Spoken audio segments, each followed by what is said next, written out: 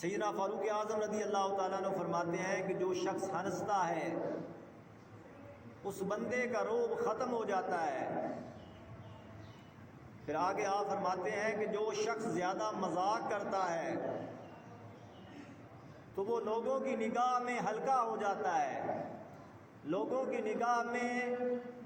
گر جاتا ہے جو زیادہ بندہ مذاق کرتا ہے۔ اور فرمایا حضرت سیدنا فاروق اعظم رضی اللہ تعالیٰ عنہ نے، آپ نے فرمایا کہ جو بندہ زیادہ باتیں کرتا ہے، جو بندہ زیادہ باتیں کرتا ہے اس کی لرزشیں زیادہ ہوتی ہیں۔ پھر سیدنا فاروق اعظم رضی اللہ تعالیٰ عنہ فرماتے ہیں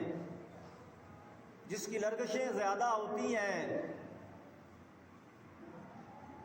اس کا حیا ختم ہو جاتا ہے، اور جس کا حیا ختم ہو جائے اس کی پرہیزگاری ختم ہو جاتی ہے، اور جس کی پرہیزگاری ختم ہو جائے اس کا دل مردہ ہو جاتا ہے۔